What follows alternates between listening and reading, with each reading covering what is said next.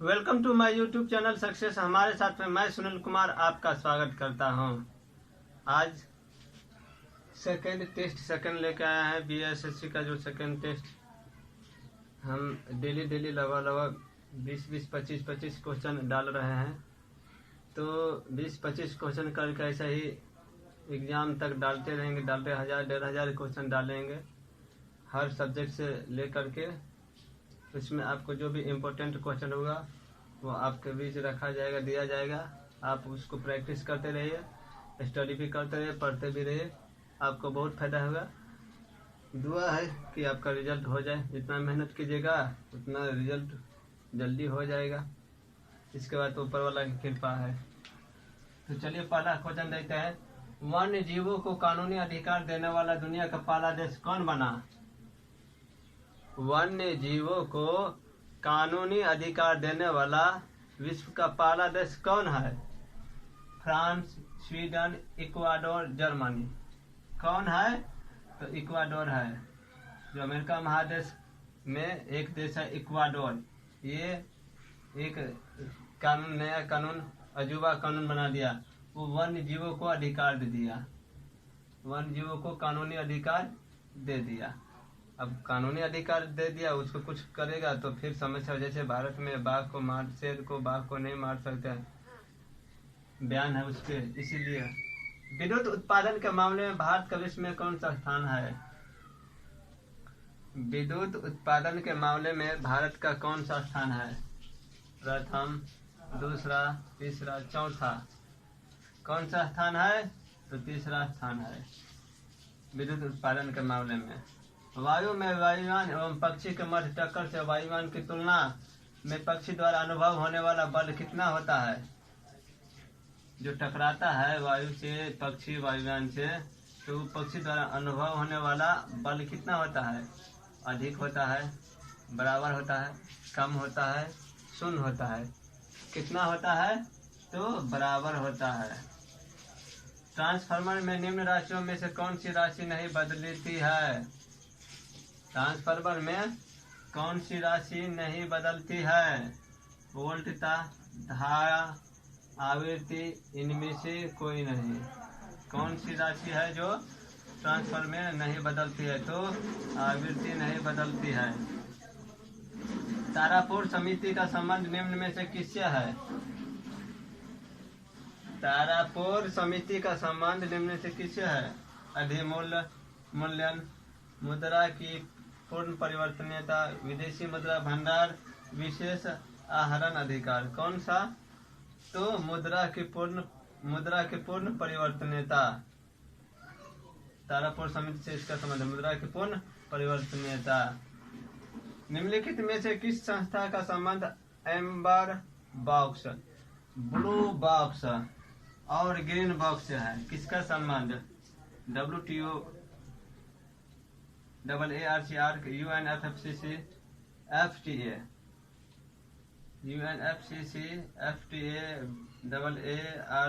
AARC और WTO। किससे है? तो WTO से है। अगला क्वेश्चन। निम्नलिखित में से कौन सा रीट निजी स्वतंत्रता का एक आधार है? कौन सा एक रीट निजी स्वतंत्रता का एक आधार है? निजी स्वतंत्रता का बंदी प्रत्यक्षीकरण, अधिकार परीक्षा, उत्प्रेषण, परमादेश। कौन है? तो बंदी प्रत्यक्षीकरण है जो रीट निजी स्वतंत्रता का एक आधार है। राष्ट्रपति द्वारा संसद के दोनों सदनों के लिए कुल कितने सदस्यों को नामित किया जा सकता है? कितने सदस्य जो है राष्ट्रपति द्वारा संसद के दोनों सदनों के लिए नामित किया जाता है? 12, 14, 16, 18। कितना? तो 12 राष्ट्रपति द्वारा मनोनीत किया जाता है। भारतीय संसद के संयुक्त सत्र की अध्यक्षता कौन करता है? अच्छा, भारतीय संसद की संयुक्त सत्र की अध्यक्षता कौन करता है? प्रधानमंत्री, राष्ट्रपति, राज्यसभा का सभापति, लोकसभा अध्यक्ष। कौन करता है? तो लोकसभा अध्यक्ष करता है। दोनों अध्यक्षता संयुक्त सत्र की। फिरोज तुगलक द्वारा स्थापित दार उल सफा निम्नलिखित में से किससे संबंधित था? दारुल सफा किससे संबंधित था? दानशाला से, खैराती अस्पताल से, पुस्तकालय से, या इनमें से कोई नहीं? किससे संबंधित था दारुल सफा? तो एक खैराती अस्पताल थे दारुल सफा, ये फिरोज शाह तुगलक द्वारा स्थापित था। सेंट्रोकोट्स की पहचान मौर्य शासक चंद्रगुप्त मौर्य के रूप में किसने किया था? किसने किया था सेंट्रोकोट्स की पहचान? चंद्रगुप्त मौर्य के रूप में। Arrian, Plutarch, William Jones, Vincent Smith. कौन किया था? विलियम जोन्स किया था, सी ऑप्शन होगा।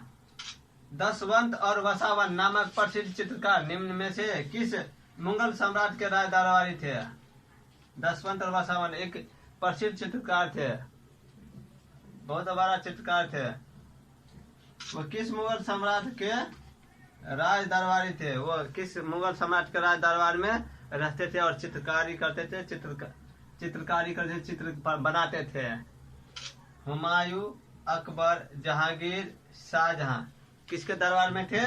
तो अकबर के दरबार में थे। दशवंत और वसावन जो प्रसिद्ध चित्रकार थे वो अकबर के दरबार में थे,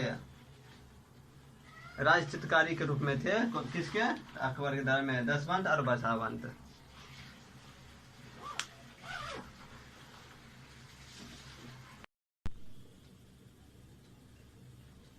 देखो जरा, देखो बल के चलो रे।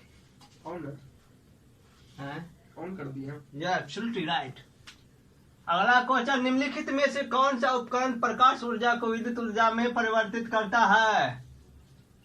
कौन सा उपकरण जो है वो प्रकाश को विद्युत में, यानी कि जो सूर्य है ना, सूर्य से प्रकाश निकलता है उसको विद्युत में, मतलब बिजली उत्पादन कर देता है? विद्युत हीटर, सौर सेल, डायनामो, विद्युत मोटर। कौन? सौर सेल। सौर सेल जो है वो विद्युत प्रकाश ऊर्जा को विद्युत ऊर्जा में परिवर्तित करता है। इससे आप पंखा भी चला सकते हैं, बल्ब भी बांट सकते हैं। किसी द्रव का तापमान में वृद्धि होने से द्रव के पृष्ठ का तनाव पर क्या प्रभाव पड़ता है? द्रव का तापमान में वृद्धि होने से द्रव के पृष्ठ तनाव पर क्या प्रभाव पड़ता है? घटता है, बढ़ता है, पहले घटता है फिर बढ़ता है, स्थिर रहता है? क्या होता है प्रभाव? इसका प्रभाव क्या होता है? तो घटता है। ध्वनि का तरत्व या तीक्ष्णता का निर्धारण कहाँ होता है? ध्वनि का तरत्व या तीक्ष्णता का निर्धारण कहाँ होता है? ध्वनि की आवृत्ति से होता है, ध्वनि के आयाम से ज्यादा होता है, ध्वनि के वेग से होता है, ध्वनि की प्रबलता से होता है। किससे होता है? तो ध्वनि की आवृत्ति से होता है। ए नंबर, ध्वनि की आवृत्ति से होता है। विद्युत परिपथ में फ्यूज किस तार में लगाया जाता है? देखिए आप लोग जो है घर में मतलब बोर्ड लगाते हैं तो उसमें फ्यूज लगाते हैं ना, तो फ्यूज किस में लगाया जाता है? किस तार में लगाया जाता है फ्यूज? गर्म तार, ठंडा तार, गर्म तार या जीवित तार में लगाया जाता है, उदासीन तार में लगाया जाता है, भू संपर्क तार में लगाया जाता है, या ए और बी दोनों में लगाया जाता है? किस में लगाया जाता है? तो गर्म तार में लगाया जाता है, क्योंकि गर्म तार में नहीं लगाएंगे तो लाइट रहेगा ही, गर्म रहेगा ही, झटका मारेगा ही आपको। इसलिए गर्म तार में, कभी भी ठंडा तार में नहीं लगाना चाहिए फ्यूज, गर्म तार में लगाना चाहिए। तभी स्विच काटेगा तो लाइट कटेगा, नहीं तो लाइट रहेगा ही। स्विच में भी, स्विच का भी संपर्क रहता है गर्म तार से, तब ना ऑफ करते हैं तो करंट चला जाता है, ऑन करता है। जब भी आप ठंडा तार से संपर्क रखते हैं तब ना घुसियाते हैं तो लाइट जलता ही रहता है, क्योंकि उसमें बिजली रहता ही है। इसलिए कभी भी गर्म तार में लगाना चाहिए फ्यूज। लेक्लांशियर सेल में प्रयुक्त विद्युत अपघट्ट कौन सा है? विद्युत अपघट्ट कौन है लेक्लांशियर सेल का? कॉपर सल्फेट, अमोनियम क्लोराइड, तनु सल्फ्यूरिक अम्ल, ये सभी कौन है लेक्लांशियर सेल में प्रयुक्त विद्युत अपघट्ट? कौन विद्युत अपघट्ट का काम करता है लेक्लांशियर सेल में? तो अमोनियम क्लोराइड, अमोनियम क्लोराइड है वो लेक्लांशियर सेल में अब विद्युत अपघट्ट का काम करता है। किस स्वच्छ जल वाले तालाब की आभासी गहराई वास्तविक गहराई से कम दिखती है। तालाब की जो आभासी गहराई है, आभासीय कर दीजिए, आभासीय गहराई वास्तविक गहराई से कम दिखती है। इसका क्या कारण है? जल की पारदर्शिता, विसरण, परावर्तन, अपवर्तन। किसके कारण? अपवर्तन के कारण वास्तविक गहराई से कम दिखती है। किसके कारण? अपवर्तन के कारण। निम्नलिखित में से किस रंग या वर्ण का अपवर्तनांक सबसे अधिक होता है? अपवर्तनांक सबसे अधिक किसका होता है? बैगनी का, नीला का, लाल का, पीला का। किसका है? तो बैगनी का अपवर्तनांक सबसे ज्यादा होता है और इसका तरंग दैर्घ्य सबसे ज्यादा होता है। अपवर्तनांक सबसे कम होता है, इसका तरंग दैर्घ्य सबसे कम होता है। अपवर्तनांक सबसे अधिक होता है, तो बैगनी का अपवर्तनांक सबसे अधिक होता है, बैगनी का।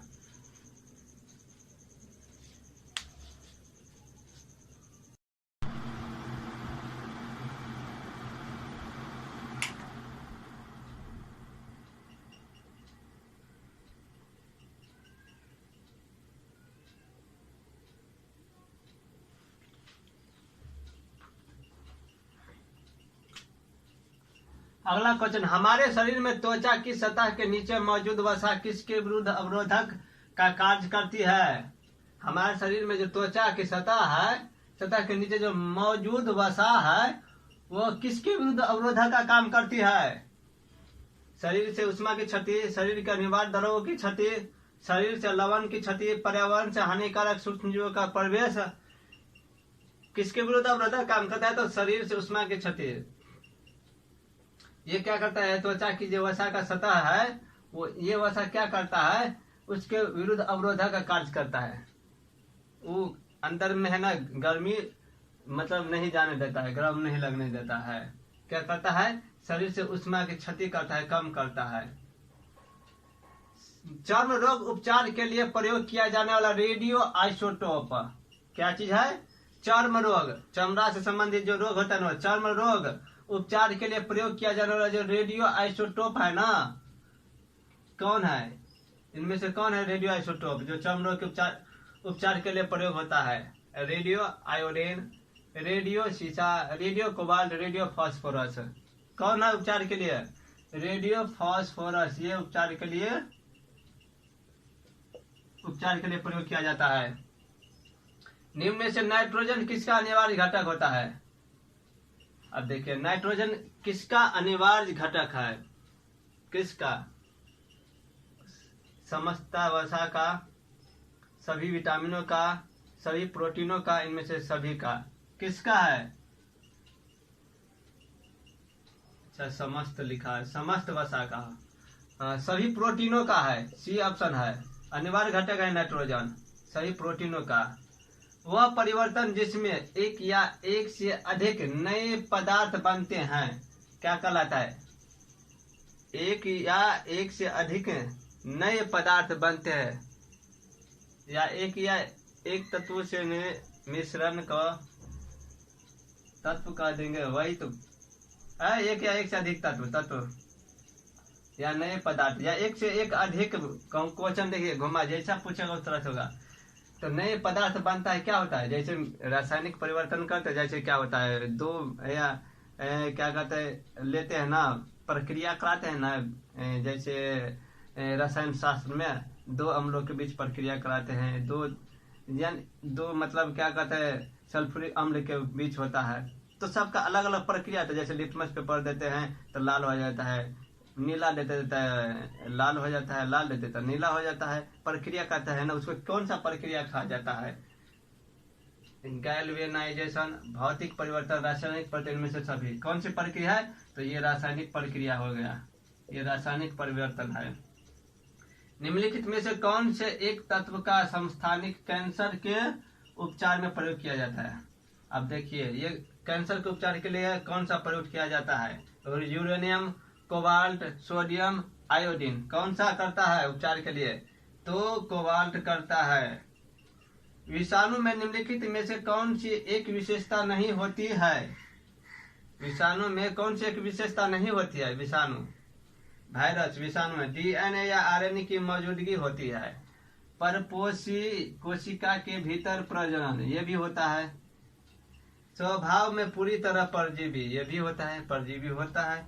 कोशिका भित्ति की मौजूदगी, उसमें कोशिका भित्ति नहीं होती है, तो डी ऑप्शन हो रहा है। विषाणु में कौन सी एक विशेषता नहीं होती है? तो कोशिका भित्ति की मौजूदगी नहीं होती है। तो जितना ये इम्पोर्टेंट जो खोजा गया है, बहुत सारा बुक से कलेक्ट कर करके